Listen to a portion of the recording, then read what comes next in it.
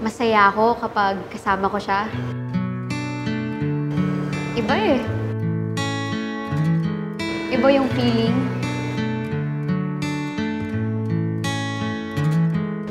Kaya lang, nitong huling mga araw, parang may iniisip siya eh. Parang may gusto siyang sabihin.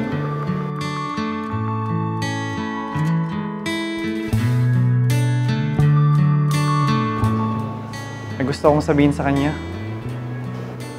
Malakas yung pakiramdam ko. Gusto niya mag-propose sa akin. Gusto kong mangutang sa kanya. Hindi ko alam kung ano yung sasagot ko. Tatanggi ba ako o papayag? Papayag kaya siya? Hindi ko rin alam kung ready na ako emotionally, financially. May pera kaya siya?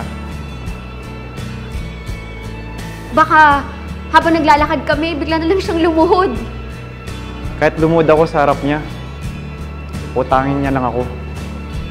O baka sa restaurant, bigla na lang ako katahan ng mga waiter. Tapos, mag-propose siya. Iniisip ko, libangin ko muna siya. Kantahan ko kaya siya? Kinakabahan ako. Kinakabahan ako?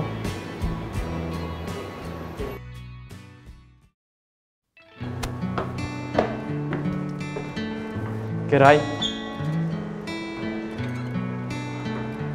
Yes? Pautang Yes, naman. yes!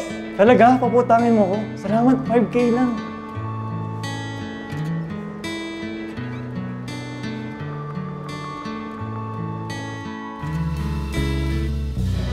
Bakit ka ba mangungutang? Kulang yung pera ko. Pambili ng sing-sing. Magpo-propose kasi ako sa kanya.